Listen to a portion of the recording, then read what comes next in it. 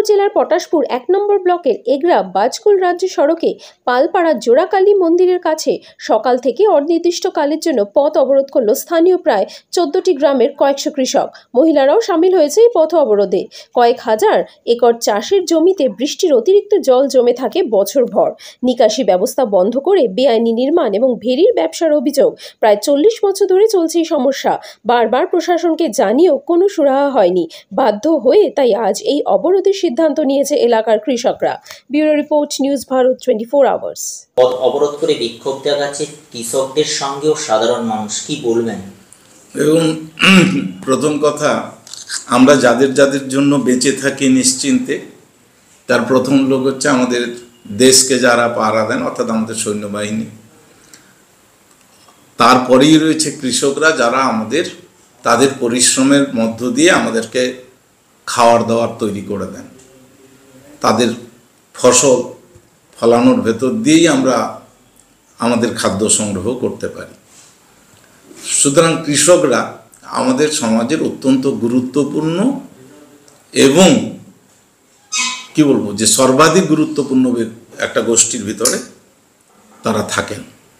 তো সেই কৃষকদের যখন চাষের ব্যাপার থাকে, জমির চরিত্র কিছু জমি মাফিয়া বদলে দিচ্ছে, অসাধু কিছু মাছের ভেড়ি অসাধু ব্যবসায়ীরা তৈরি করছেন, জোর জবস্তি করে জমি দখল করেও হচ্ছে।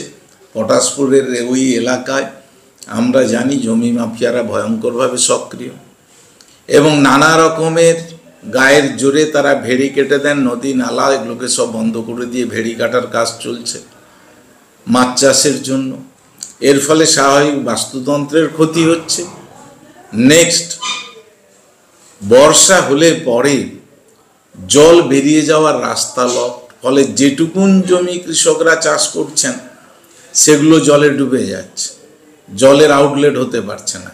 এছাড়াও তো ভেড়ির নোনা জলে ওই চাষের ক্ষতি হচ্ছে। ফলে কৃষকদের এই ক্ষোভ, এটা অত্যন্ত যুক্তিযুক্ত ক্ষোভ।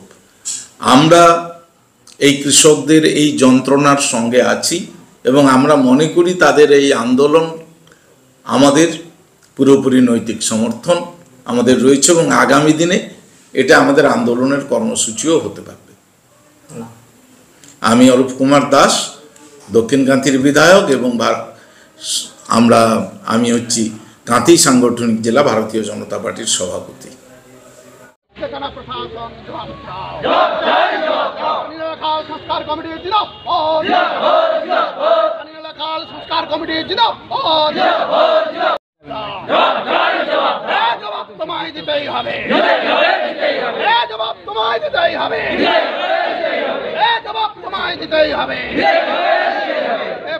সংস্কার হচ্ছে না কেন, প্রশাসন জবাব দাও।